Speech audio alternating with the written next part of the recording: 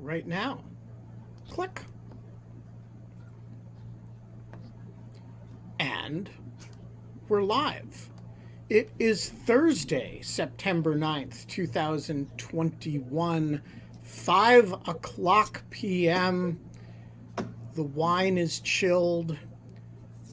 The skies opened up last night in the middle of the night and rained on my woodworking project, which I did not put away because there was no way it was going to rain, and it did. You live in D.C. And I woke up this morning to find my table flooded, and the lovely thing about it is I sponged it off and it was fine, which shows that the setbacks in life are overcomable with a sponge. We are not allowed to have fun anymore. But in lieu of fun, we have Alexandra Brodsky here to talk about her new book, Sexual Justice. So, Kate, why don't you introduce Alexandra? Yeah, Alexandra and I overlapped while she was at Yale Law School and I was at Yale Law School doing my PhD. I think we probably were starting research on this book, or your previous law review article or note. Because I remember us being in the fourth floor library and walking by each other quite often, in orbit, because my Carol was up there. But Alexandra is a staff attorney at Public Justice, where she works in civil rights abuses in schools and criminal legal system and the criminal legal system. Got distracted by Gurgi's barking, and she is the author, most importantly, of Sexual Justice, which is this really fascinating and amazing look into Title IX processes. I have so many questions. So let's just kind of start with what, for everyone out there, what brought you to law school actually, and what kind of brought you specifically to Title IX as the thing that you wanted to look at? Sure. And I should give the disclaimer now that nothing I say can be attributed to or blamed on my employer. Look, I wish I'd had sort of a more beautiful story than this, but I went to law school because I wanted to have a useful skill set, and I could only do things with words. And so that's how I ended up in law school. But part of what made me think that law was useful was that when I was an undergrad, I was part of a group of students who filed a Title IX complaint against our school. And this was this was 2011, which, there was a ton of media attention around campus sexual assault and Title IX, sort of around 2013 to 2016. So this was a little bit before then. And it was cool for me to see as a student that while organizing and protests obviously can be very effective, that actually getting the federal government to investigate your school turns out puts a different kind of pressure on them and makes them do some other things. So I went to law school, having sort of seen how that could work. And then during the time that I was in law school, which was 2013 to 2016, there was this growing backlash against school responses to gender violence that some of which felt entirely legitimate, which was stories of people being railroaded by their schools and a real need to think through what smart disciplinary procedures look like. And then some of it just felt like people who thought that institutions shouldn't do anything about sexual harms at all, either because they think that those things are fine or think that only the criminal legal system should deal with it, using this as an opportunity to thwart progress. And then I left law school, Me Too starts 2017, and the same kind of backlash replicated thinking about sexual harassment in the workplace. And so the book is about how to think through what do fair procedures look like in schools, in workplaces, in my brother's sci-fi clubs, and all of these institutional settings outside of the criminal legal system and outside of the courts. And then also, what is the right doing with this? What are the good faith debates, and then what's just backlash? Yeah, totally. Ben, you're muted. Which was fine because I wasn't speaking. Oh, I thought you were about to say something. Sorry. I was about to say something, and so I was unmuting myself. So walk us through that. If you were, you've acknowledged that there's some portion of the anxiety about this that is legitimate. And so, what is the part of it that's not right wing claptrap, but legitimate concern about the integrity of processes and the protection of the accused? And what separates those institutions that are taking those concerns seriously in procedures from those that are not?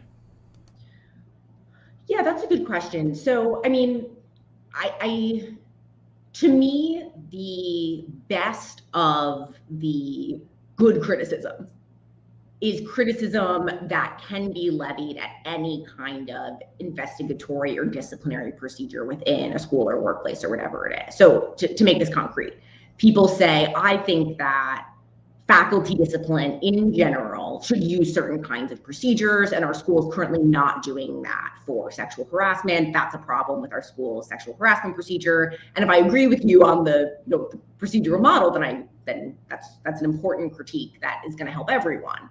It's going to also help victims as well, because often the problems with these procedures are really hurt everyone involved if there's not an opportunity for everyone to tell their side of the story, if there's not an opportunity if there's not confidence that the decision makers are unbiased. I think where I am suspicious of the criticism is when it singles out sexual harassment procedures. So, there have been schools where professors have critiqued the school's procedures for addressing sexual harassment, even though those same problems are endemic to the school's responses to all kinds of harm. So they'll say, I can't believe there isn't this special kind of hearing model for sexual assault allegations, when students or faculty who face accusations that could also result in serious discipline never have that opportunity. So that's sort of when my alarm goes off. So make that concrete. What are the analogous, when you have cheating, which is the other big, student discipline issue that always seems to come up, students cheat. You have an assignment that you can generally measure. Is it plagiarized? You generally have a bit of a documentary record. The anxiety that I always hear in these sexual harassment / assault cases is you have two people, two mostly consistent stories that are separated by a different account of explicit or implicit consent.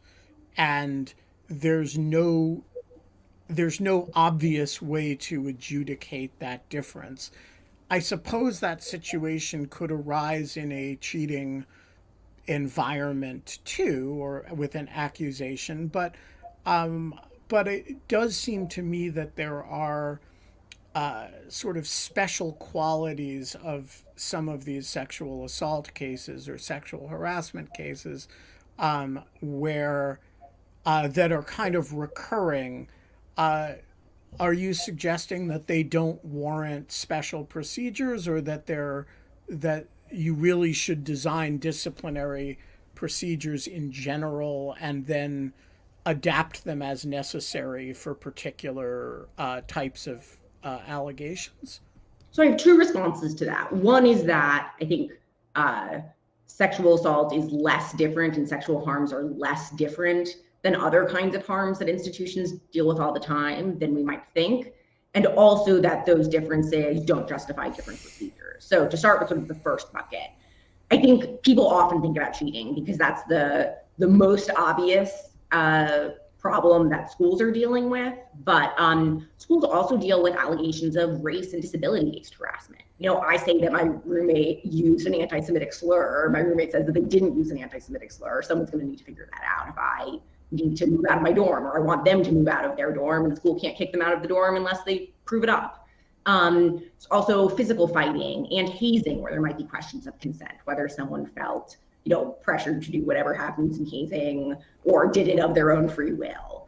And I would also say that I think that in my experience, in my day job, which I am not speaking on behalf of right now, I represent students who are victims of race and sex-based harassment, and there's often way more evidence than people would expect. Just like someone's an idiot and texts the next day and says, "I'm so sorry that I did that to you. I feel bad about it now." And then there's the question of how do differences in types of allegations, what does that mean for procedures? And if we look at the way that the court system works, there's one federal rules of civil procedure for all civil cases, including those that deal with sexual assault, including those that are just harder to prove up. One criminal process. And I think that whenever we single out individual types of allegations for different procedures, that inevitably ends up hurting. That's a recipe for bias. That's a recipe for importing rape myth, and that ultimately ends up just hurting victims. And I think that there are part of my push in the book is to say also to feminist advocates, it is not to our benefit to single out these kinds of allegations for, let's say, particularly non-adversarial procedures, which might seem like a good thing short term, but is inevitably just going to invite this kind of backlash, and we're going to end up with uniquely onerous procedures for these kinds of harms. So just kind of to dovetail with this, when you are talking about the good faith actors, that being the school who are trying to investigate this, how important does transparency play in the procedural process? And are you ever concerned that by unifying a procedural process, you may miss the opportunity to actually gather evidence or find something? Is there something that could counter your argument where something may be missed for a lesser offense? So sorry, I'm not sure that I asked two questions and I put them together, and I'm sorry. So the first one is just in terms of good faith actors for the school, how important is transparency? Yeah, so I will say, so I should say, I don't know that schools are good faith actors. So at the end of the day, even though I'm deeply invested in the book it's about schools and workplaces and other kinds of institutions, I think that they have really important civil rights responsibilities.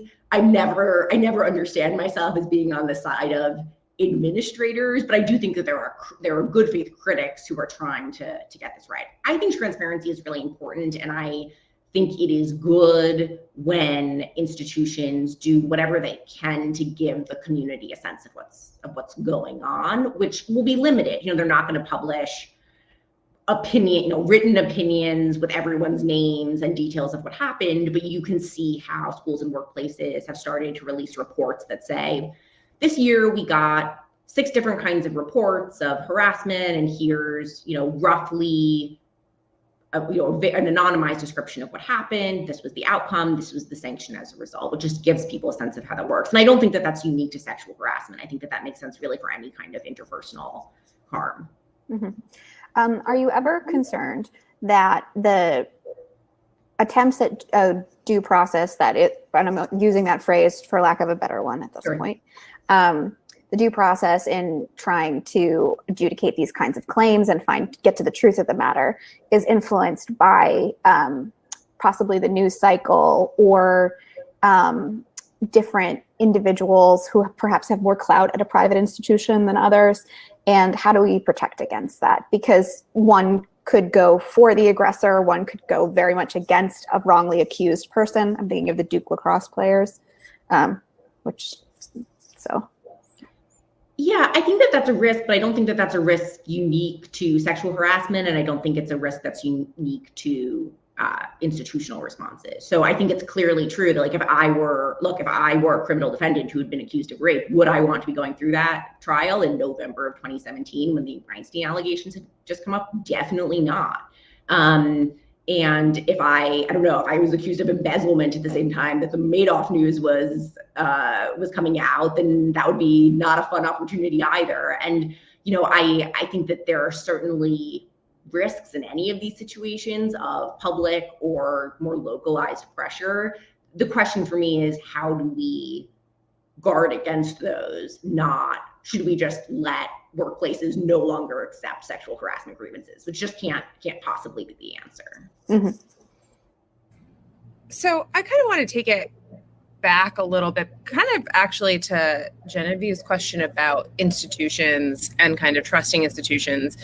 And there's something about Title IX, and I mean, it's actually unique to universities generally, like that universities have speech codes, they have Title IX, there's like all of these kind of ways in which universities have jurisdiction over certain things in certain ways that could be pursued in other arenas, but they get pursued in in an area within the school. And I'm just kind of curious, like, is there a prescription that you have for making Title IX more effective, just vis-a-vis universities, for people that are like suffer a sexual harm or harassment? Yeah, I mean, so I guess I would push back a little bit on the idea that universities are unique in this regard, because I do think that most institutions have some kind of internal governance. Yes. Yeah, absolutely. I meant like in the federally mandated way. Like, yeah, and there's federal civil rights laws for employment. And so yes. I think that actually what is unique about universities in some ways and about schools in general is that students who are people in that context who are accused of harassment generally have rights in a way that is not true in the workplace. So if you're in a private workplace that isn't unionized, you're probably an at-will employee. And so if you're accused of sexual harassment, your boss can just fire you without any kind of inquiry. You know, your boss can fire you because he doesn't like the color of the shirt that you're wearing. And so there aren't these really developed procedures for investigating the claims in a way that you might actually find in public employment, where there's going to be a requirement of some kind of hearing and all of that. But in schools, especially public schools, students and faculty accused of these harms have rights. I think I have two thoughts, one of which is about process and one of which isn't about process at all, despite the fact that I wrote a book about process. So the process one is that I think it's really a mistake when institutions try to replicate the criminal justice system in developing their procedures. It is going to be really traumatizing for, especially if we're thinking about a young person. These are the same rules that apply to high schools and elementary schools. But even if we're talking about college, an 18-year-old who's just been sexually assaulted being directly cross-examined, with that being sort of overseen by someone who is not a judge, who does not particularly know how to facilitate direct cross-examination, and probably not at the hands of a lawyer. So another thing that's sort of unique about these institutional settings compared to courts is that most people don't have lawyers. And so it's like your dad is doing the cross-examination, or your professor on the faculty, your co-professor on the faculty is doing the cross-examination. And so there's both the possibility that everyone comes out of that being traumatized, and witnesses, the accused, the victim, and why would we think that anyone would do that well? And so the First Circuit, and I think the Eighth Circuit have said this, where they have endorsed an inquisitorial model of university discipline, where it's basically everyone submits questions to a board and the question submits it to other people. And part of their reasoning was, why do we think that it will be good for anyone involved? Why do we think it would be a truth seeking to allow just like randos to question each other? I mean, just also, I think that this is such a great point, and it is underemphasized. Like, we already have problems with like this model in the public sphere. We replicate it with people who are not professionalized for this to be their main job. And we just decide that they don't have incentives to do it well because it's not their main job. So none of the incentives are in place for this to be truth seeking, even to be any more than a completely than just giving lip service to the idea of Title IX. So yeah, no, absolutely. I just kind of wanted to underscore that. I think it's a really great point. Yeah, so I think I think that I think it's helpful to have some kind of hearing, particularly when we're talking about adults involved. But super adversarial setups, I think, are just a recipe for disaster. I also think this is not the topic of the book, but there's just so much that institutions can do for victims that has nothing to do with discipline or sanctions. So I represent mostly K-12 students. So young as like 6 to through high school. And often what they really need more than anything is just an adult to be like, okay, you guys are going to walk down different hallways when you're going to the math class. You're not going to be assigned to lunch together. We're going to get you free therapy and a tutor because you missed a bunch of math because you had shared math class with the person who assaulted you, and we want you to learn how to do long division. And none of that requires sanctioning someone. Mm-hmm. And so my hope is in part that by devoting 300 pages of a book to process, it's not because I actually think that is what is most useful to victims, but because can we just resolve that conversation? It takes up so much airspace in debates about sexual harassment. What if we could just sort of figure it out, put it to the side, and get on to more important things? Yeah. Sorry, go ahead. Speaking of resolutions, do you have any particular standout models that you have known or seen that you thought should be and could be replicated at a greater scale? That's a good question. So I think that there are some models that I have faith in, both because I think that they are good and because they are examples of some kind of consensus. So people might remember that Harvard Law School adopted a new sexual harassment process a couple of years ago. A bunch of the faculty wrote an open letter critiquing it and then designed their own process. And it uses an inquisitorial hearing. It is, it is sort of, there's a lot of guidance for people. There are opportunities for appeals. And I take a lot of hope from that, both because I think it's a good process, but it's also like you could get all of these different people with different ideological commitments on board with this model. And I should say that model is actually no longer legal because of really bad regulations that came out from the Trump administration that required direct cross-examination. In terms of sort of the more support services, I think that this is sometimes easier for well-resourced schools, obviously, that already have a robustly staffed mental health center, that kind of thing. I've seen schools that have partnered with local rape crisis centers and tried to, if they don't have the resources in-house, they can at least connect to those resources in their community. What do you think about the kind of restorative justice model? Do you think, I feel like I hear this a lot from these kind of where the harms come from either, where it is a scale of harms, and sometimes the harms come from basically a lack of a person understanding how they're acting and how their actions are being perceived by another individual, and getting to a point where they recognize assuming that they will accept that that's happening, getting to a point of kind of like rehabilitating it. And I feel like that's something that comes up all the time in this space. But I also feel like it might not actually work when you do it at scale. Yeah, I'm of many different minds when it comes to restorative justice. I think it can be really important in many circumstances, for sexual harms, but also for other kinds of harms. I think that there is a real appetite from victims who want those options, who might not want to go through this re-traumatizing adversarial system. All they really want is for the other person to take some kind of responsibility and invest in repairing the harm. And so I would love to see those options expanded. Right now, there are 5 RJ practitioners in the country who are available. And I'm exaggerating a little bit, but it's incredibly hard to get access to this kind of infrastructure, which requires real training.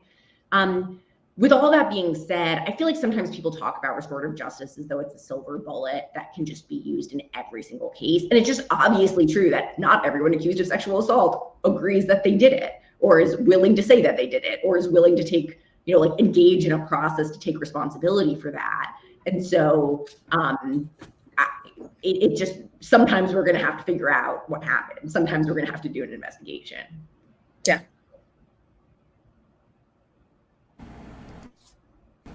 So one of the things that has always struck me as troubling about this area is that we have no agreed upon methodology for resolving what are effectively evidentiary equipoise situations. That we agree in the criminal context, that in the face of something like evidentiary equipoise, the defendant goes free. We're not prepared to say, hey, if you have clear and convincing evidence but not proof beyond a reasonable doubt, we should let a predator run around a campus. And of course, we shouldn't say that. So we're dealing with something like a more civil standard. But the idea that because but we also have a certain level of discomfort with the idea that given a sort of preponderance of the evidence standard, 50.1%, we have a sort of discomfort with the idea that a non-judicial proceeding should take some kind of drastic action against somebody in a fashion that brands them as having done something really horrific on the basis of a pretty low standard. And I guess I'm interested for your substantive sense of, quite apart from the procedures that you use to arrive at this, you are now the adjudicator, and there is somebody who is persuasively contending that certain things happened, and somebody who is with roughly equal persuasiveness contending either that they didn't or that they were grossly misunderstood. What should the substantive rule be regarding such adjudications? I think there are two issues there. One is the standard of evidence, and one is the burden of proof. Because under a preponderance of the evidence standard, if the evidence is truly even, then the person will be found not responsible, because it will ultimately be the complainant or the institution acting on behalf of the complainant's burden to prove that it happened. And so if they can't get to that 50.1, then they're out of luck. I hear concerns about using the preponderance, but I think I ultimately think that is the best standard here, because we have to remember the stakes on the other side of the equation. That if we're talking about someone who feels that they cannot stay on campus if they are required to share, and I think this is going to be particularly true at small campuses, they cannot stay on campus if they are required to share it with the person who sexually assaulted them, then there are also really grave stakes on both sides of the V. And I hear the stigmatic concern that when someone's being accused of something quite serious, there might be effects on their reputation. But I would say, first of all, we don't use a higher standard of evidence in, let's say, a civil suit, because the subject matter could also be criminal. So when O.J. Simpson faced civil litigation for murdering people, he was found, he lost based on a preponderance of the evidence standard. And that certainly had the effect of branding him. And I think, so that's not how we do things in courts. I also think that that's right, because otherwise what we would be doing is saying, oh, something really terrible has happened to you. And precisely because it is so terrible, we're going to make it harder for you to prove what happened to you, and harder for you to get the support that is contingent on that proof. So I ultimately, I understand the concerns, but ultimately I don't think that the right move is to say, if you're accused of really egregious things, that we're gonna increase the standard of evidence even while the stakes remain the same. Second question. I want to go back to something you said at the beginning, which is that you thought there were a series of real issues here, and then there was an interesting collection of issues about how the right was using it. And I'm interested to have you talk about that. What is the part of this that is merely a political instrument of non-good faith actors? Yeah, I think that there is a group of people who use the rhetoric of due process when they really just mean that they don't want there to be any investigation at all. So the clearest example of this for me, and where a lot of my thinking around this really crystallized, was the Kavanaugh hearings, which, whatever you think about the underlying allegation, whatever you think about what that meant for his fitness for the bench, the Republicans were the ones who at every single turn were frustrating any kind of investigation, didn't allow witnesses at the hearing, only allowed one of the alleged victims to testify. We have now learned recently, basically made sure that any tip that came into the FBI just went to the White House and was never dug into. But they were the ones saying that this was some kind of travesty of due process, that someone would even consider, that this man had been accused of sexual assault was in and of itself unfair. And there have also been efforts by some, there was a rash of proposed state laws that, in the name of due process, proposed to just funnel all allegations of sexual assault that were reported to schools directly into the criminal justice system, even when victims didn't want that. And I think it's really interesting. What is more fair about that? It just means that schools' hands are tied. We know that the police are only going to investigate a tiny fractions of those reports. We know that a lot of and also that a large number of things that are potentially and rightly actionable under codes of conduct that quite reasonably apply at schools have no plausible criminal liability that attaches to them. Yes, absolutely. Like, for example, most sexual harassment is not a crime. Yes, 100%.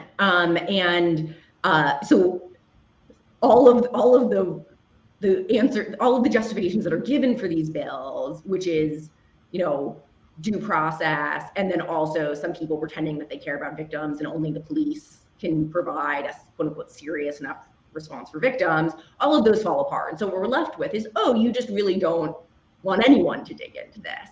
And I think it is important for people who take process seriously to be able to distinguish between the good faith critiques that deserve to be grappled with, that deserve to shape policy, and what's Betsy DeVos. Did you in interviewing people for the book and talking to people, I mean, of course you encountered kind of men's rights activist type of stuff, but God, I'm now forgetting her name. She's absolutely wonderful. Sarah, she wrote an article about how she and her wife were harassed by someone. Do you remember what I'm talking about? And Sarah Viren. Anyways, she just it was this, does anyone remember this? She wrote this, I'll try to find it, but there was a great story that was basically about how she and her wife were both in academia, and suddenly her wife was being accused through the Title IX process of all of this harassment and sexually coming on to a student and all of this stuff. And it basically was the whole thing kind of was made up, and it was all ended up being, at the end of the day, many years down the road and tons of money and a lot of pain and suffering.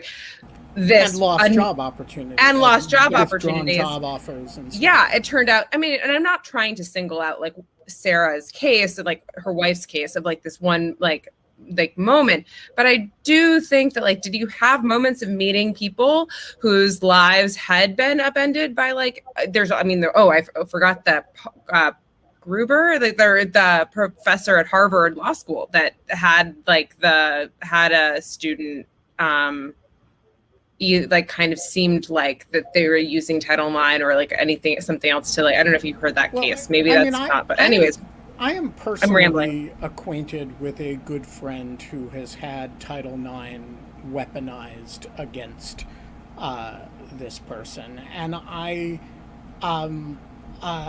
have every reason to believe that the allegations are not merited. I do think there are also a group of people I think most prominently Emily Yoffe and Stuart Taylor, who have kind of spent a great deal of time documenting allegations of sort of railroadings and sort of grotesque miscarriages of. And I guess my question is, how common do you think that is? Any system's going to have failures, and particularly one that's processing large volumes. And the fact that there are some cases that go off the rails is not per se evidence that there's a systemic problem, but it does raise the question of whether there's a systemic problem. And I guess I'm curious where you sit on the you know, mostly we're getting this right versus we are erring way too often kind of question. Yeah, I don't think we have any kind of good way to assess that empirically. And this is part of what I struggle with, that people have, I'm sure it's like terribly offensive, but that there's this metaphor about like blind people touching an elephant and everyone thinks that they know what the thing is, but they're all touching different parts. Yeah. So sometimes I feel like that's what we're dealing with, where people, especially when this conversation happens. I just want to say nobody ever asks whether the elephant consented to this. That's a great point. That's a great point. Justice for the elephant. But I think especially when this conversation is driven by academics, so many people are just saying, this is the school, this is the policy at my school, and either it works and so they believe in it, or it's not working and so they don't believe in it. And you know, let me say this: seems obvious to me that there have been investigations that have been mishandled. The Arizona State one, in some ways, is so frustrating because it's such an obvious thing to fix. If you don't have a complainant, then you are not doing an investigation. Like in the story that Kate was talking about, there were just anonymous tips coming in, and no one would ever talk to the investigator. So, okay, you don't have an investigation here. The end, put it on ice. And if someone eventually wants to come forward in the future, maybe you can dig up that file again. But this woman was just like, her career was just paralyzed until they could close an investigation that they couldn't start. So just don't do that. I should say that I think that part of the problem is that we talk about sexual harassment as though universities and workplaces don't deal with any other kind of misconduct. So part of what makes me suspicious as someone like Yoffe is that she's very worked up about process in this context, but if it's someone's getting railroaded because they were accused of anything else, that just doesn't factor into the story. And so we end up with a bizarre situation, which we have right now, where there are these Title IX regs that give people accused of sexual harassment rights that go beyond what is constitutionally required in public schools, beyond the rights that anyone accused of anything else at a university has right now. And so to the extent that these institutions are failing, I think that that is a conversation about discipline writ large, and that let's have that debate rather than singling out this particular. That's a super interesting point that I think is very well taken. I think people like Emily come to this from writing about sexual politics, not from writing about, disciplinary procedures in general. And so they're kind of not interested in the other questions that universities are called upon to adjudicate. But I think your point is well taken that, maybe the problem is, like, are they doing any better at this than they are at adjudicating anything else they're have called upon to examine? It's a very fair question. I just want to say that as a person that spends all of my time and effort doing kind of qualitative interviews, a lot like what you did, Alexandra, and trying to kind of figure out what the process is behind something that people know very little about, and trying to fit it into actually understanding the mechanics.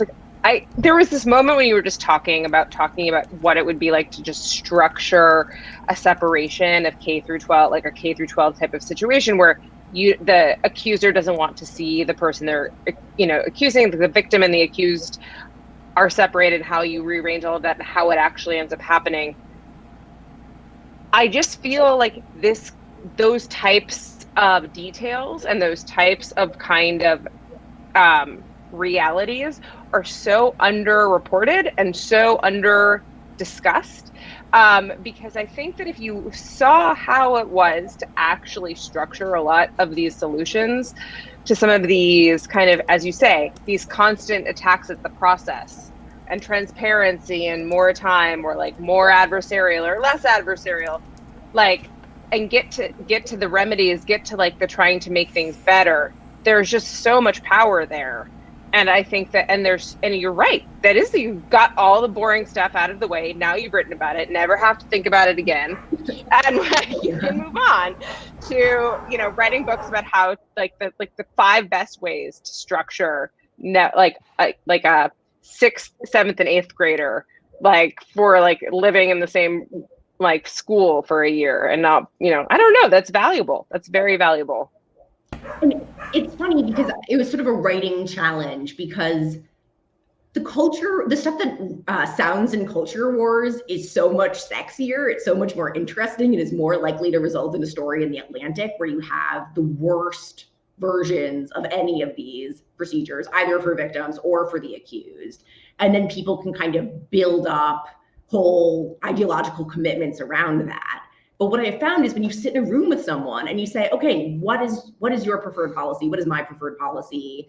It is incredibly boring, but no one is that far apart. And I guess that's part of why it's boring, because it's really minute policy. It's almost like everyone just wants to help people and make the world better. They just all have slightly different ways of doing it. Some of the time. Yeah, I think that's right. At least when we're putting aside the people who are just backlash. But the problem again is that the Atlantic is not going to write a 6-part series about, you know, the merits of slightly different questioning models. I mean, no one wants to read that. And so the challenge with the book was sort of to do enough of the nitty gritty to show people that these questions are resolvable without just writing like a 300-page HR manual, which no one wants to read. I don't want to read that. None of you want to read that. And I can promise you that is not what it is. Oh, I have to Mickey Hines, we have Aliced you shamelessly. The floor is yours. You have, I think, a question that is going to surprise our guest. Well, to bring it into the topic of conversation, I have to atone for the fact that I went to an all-male engineering school. It's no longer all-male, and it's great now that's been co-ed for a quarter century now. But I have an obligation to compliment technical expertise when I see it, especially from women. And your video is superb. It's one of the best that I've seen.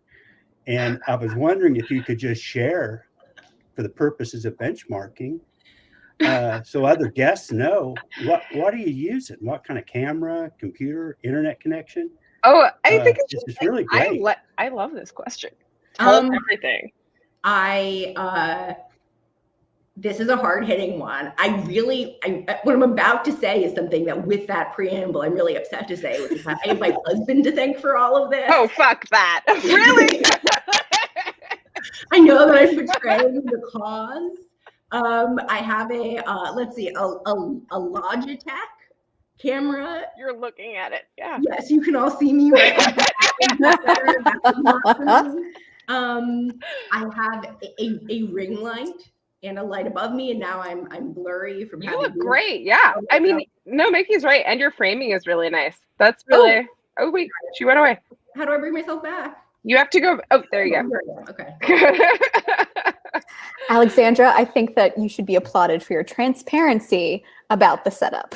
I know. If it makes you feel any better, after I started doing the show for a while, John was like, I can't handle this anymore, and just like bought me a really nice camera and like microphone and light setup. And I was like, and then set it all up for me because he knew I would never bother to do it. And so. Well, I think your camera looks great too. Well, Dr. it's just Doom, the floor is yours. Oh yeah. Invisible as always. Oh, thanks. I'd like to hear your thoughts on a very concrete case. which is Kavanaugh. I know Ben thinks well of him as a person, or thought well of him as a person, I think. And I just want to remind people that I am the only one of Brett's friends to publicly oppose his nomination on the basis of the allegations against him. And we have not spoken since I did so. I see. Well, I mean, he obviously lied about some things. The Renata thing was so transparently, embarrassing to say what he said, but that's not part of the history that they were talking about. And I'm kind of curious how you see it. I am not allowed to say what I think happened. So let me say this. I'm not going to say anything about the substance, about like what I mean, I don't have any inside information other than, sort of different testimony. What I don't think is that the process to which Kavanaugh was subjected was unfair.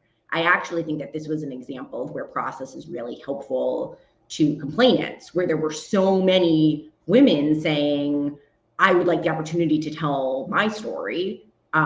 Ford had witnesses who she wanted to testify. There were all these tips coming in, and none of those were vetted. And, if I should say that in a good investigation should be welcomed by everyone involved, someone who believes themselves to be falsely accused and wants to be vindicated, and someone who wants to be heard, about what happened to them. And I think that the Republican critiques of the process are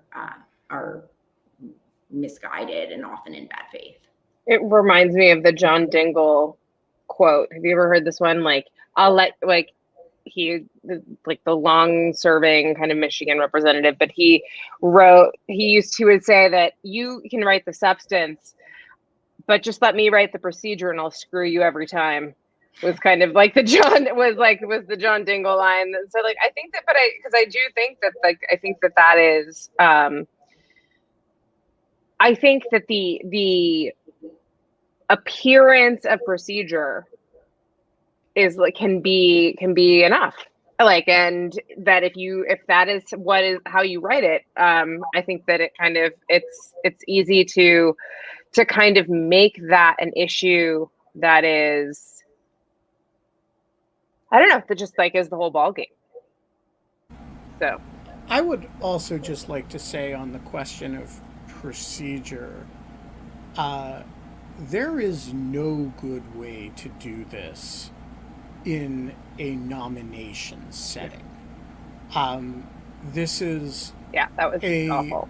And in that sense, it's really quite different from.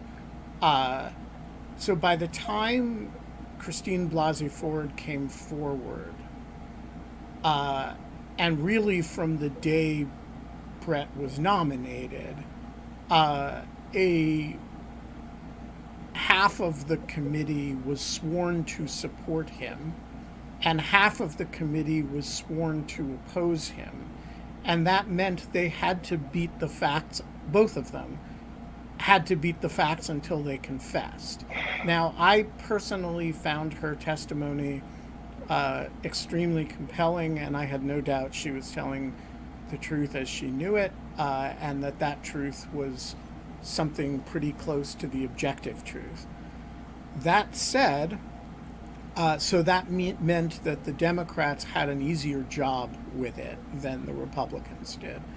But there is no worse way to adjudicate something than to have two groups of people who are already pre-committed to a particular answer before you start. And that's the nature of a Senate confirmation hearing in a divisive environment. Speaking of performance. Yeah. And you see that somebody, Len makes the point in the chat that it's like the impeachment, and he's exactly right. And if you just change the word impeachment to Christine Blasey Ford's allegations, it all falls into place. So it's another way of saying, just like the impeachment was not a actual adjudication of that question, this was not, except in the minds of the people who listened to it. And I started listening to it with, for reasons both public and not, that I had confidence in Brett and had none by the end of it, for a variety of reasons that I've talked about. But that's an internal, personal response. It has nothing to do with the adjudication, except the adjudication of my own opinion. And so I think you have to ask the question, like, what is the purpose of the adjudication for? And in this case, there were really two. There was what the public would think, and then there was what the Senate would do, and they're almost wholly unrelated to one another. Yeah, I think that that's totally right. And the last chapter of the book is about Kavanaugh. And what I basically say is that there's nothing to learn about this for process.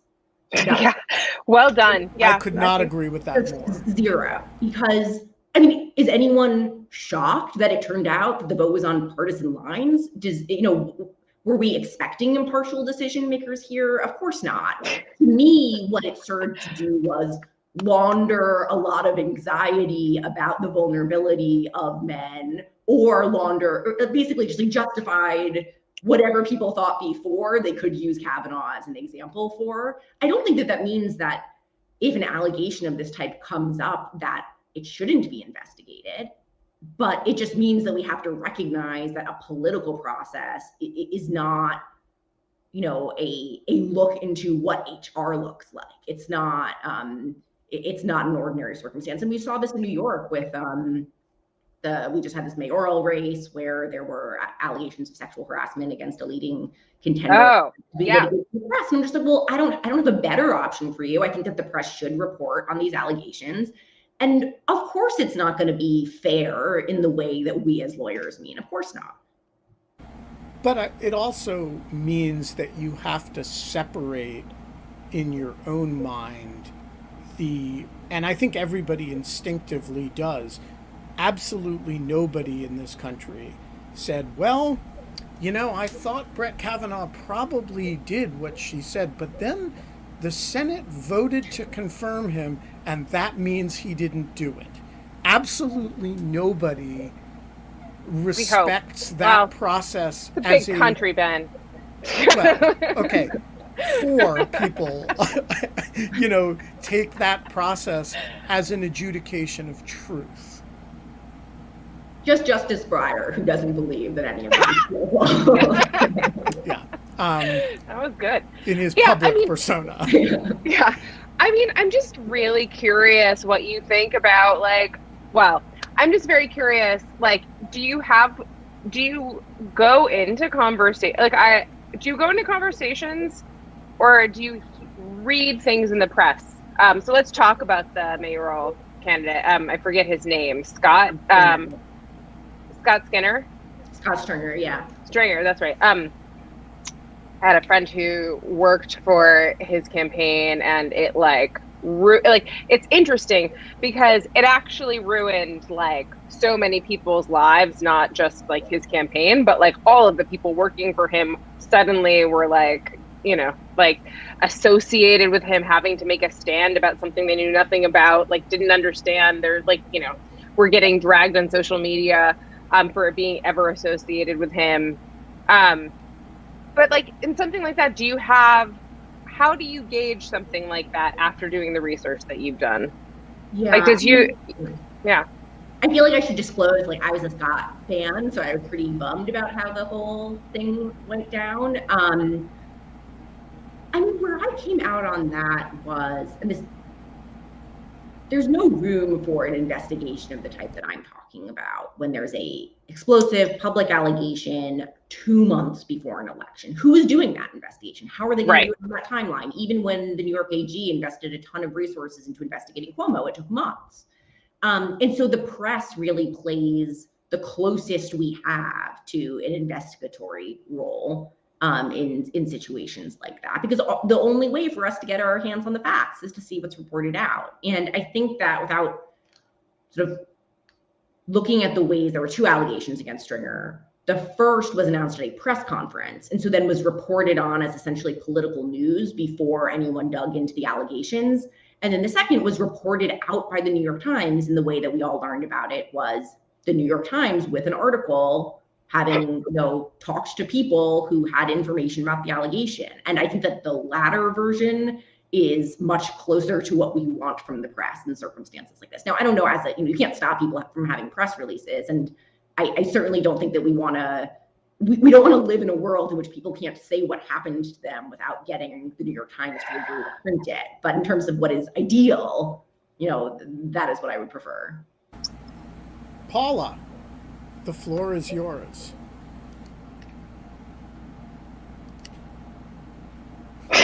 Paula and I are both trying to unmute her at the same time. There you are, you're unmuted. And the result is that I unmute her and she remutes herself. Paula is one of our, this is in lieu of fun considered listeners. Harassment in many states. And I'm going to embarrass you, Paula. She just started her Famed 1L year at Michigan. And so she's, we're very proud of her. We're cheering her on. So my question is, what are your thoughts on like dealing with the like outward progressive face of a school versus like people's actual experiences? And what I mean by that is when this happens with malice, not unintentionally, when a university kind of messes something up, but you go to an Ivy League university and you get your fun Title IX thing at your orientation, and this is people want to go here for a specific reason, and it does have all of these people who are professors and the university that claims to be the bastion of being progressive and liberal, and then you have that experience, and with malice they treat you the wrong way. So I don't want to say gaslighting, because I don't know if they're gaslighting you, but it might feel like that given what you thought you were getting yourself into. Yeah, 100%. I think that that's a great question, and there's been a lot of sort of both theoretical and empirical work talking about institutional betrayal as this additional injury that people who experience sexual harms, but also kind of other kinds of harms, then turn to an institution that they trusted, perhaps because that institution holds itself out as the kind of institution that would do a good job with this, and then screws it up. And I think that that could also very much be the experience of someone who was accused of one of these harms. And, look, I'm a litigator, so my answer is sue the bastards. I don't actually when you've got a hammer. So I don't know that that's actually the best idea, but look, I think that there's been incredibly effective student organizing around these issues over the years that has known how to hit universities where it hurts, which is their reputation. And that's actually particularly effective when you have a school that holds itself out as one of the good guys. Because they really hard to raise money from your female alumni that have all come up through a system of sexual harassment, and then you have some type of giant expose that is hey, guess what? We ignored all of the complaints that you lodged with Title IX for X number of years. So yeah, I think that's exactly right. It's not just, that's what I want to say. It's not just reputation though. It's alumni, it's giving, it's donor giving. It's reputation, but people don't want to give to a school that has that reputation. Richard Wattenbarger, you get the last question today. Hey. Hi, Richard. Hello, everybody. So, Alexandra, I'm really impressed that you decided to take on this whole question of due process head on, because and that you're doing it from the perspective that you are doing it. I'm wondering if you've gotten much resistance or pushback just about bringing this in. I mean, on the one hand, I think it's probably one of those things that people say, yeah, everybody knows, but then there's going to maybe qualifiers or whatever. I'm just wondering what kind of response you've had. Yeah, I guess I should say the men's rights activists are mad at me, but that mostly means you're doing things right. I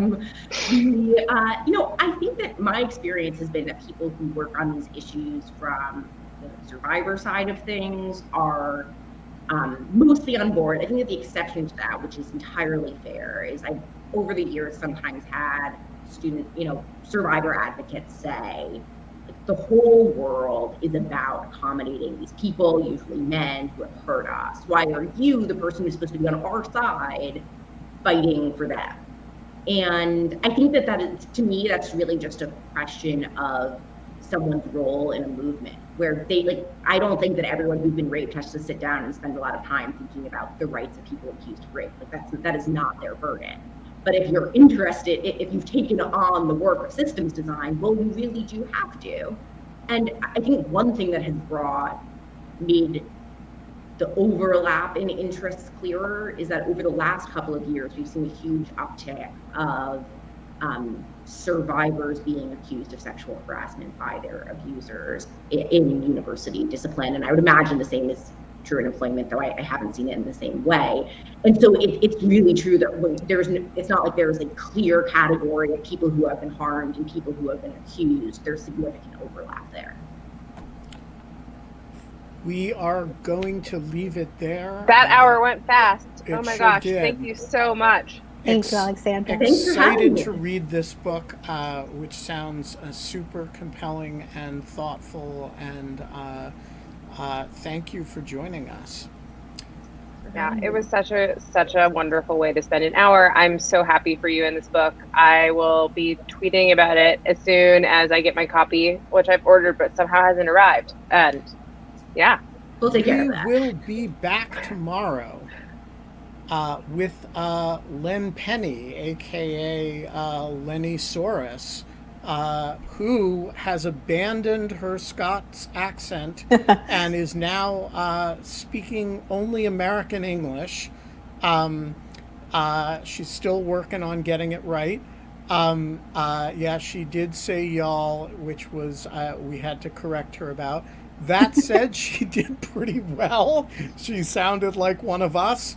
And she will be here talking about, all things Scots poetry and Scots words of the day and that sort of stuff.